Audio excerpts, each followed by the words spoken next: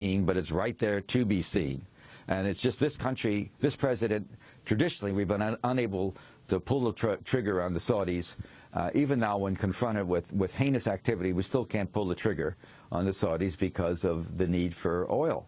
And again, this is a country, Saudi Arabia, that is not agreeing to lift 2 or 3 more billion barrels a day. They're at 8.5 billion. We'd love them to go to 11. 10.5 and 11, that would take pressure off the price. And it's politically useful for the president not to. For the president to have it happen, it's not going to happen. So Arab Spring is being undercut enormously. There's still some hope in Egypt because the kids are so strong, the movement there is so strong. But I can tell you, Suleiman, the leader of the intelligence service, is still there. I think an awful lot, I would look at Libya as part coming out of Arab Spring. An awful lot of it comes out of Libyan intervention.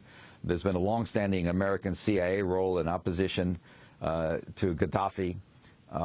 And one of the things Gaddafi drove everybody crazy with, just to show you how silly the world is, every oil deal he wanted 20% on the top of. And so there was a lot of corporate anger at him, too. He was getting 20% kickback. Even Saddam in the heyday only wanted 10%. It all comes down sometimes to money. And I don't know what's going to happen there. I just don't know what's going to happen. I don't quite...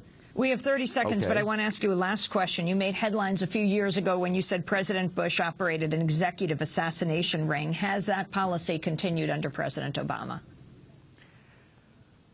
What I said was that in the early days under Cheney, in the first days after 03, 04, 05, yes, there was a direct connection between the vice president's office and individuals getting hit. That got institutionalized later in a more sophisticated way.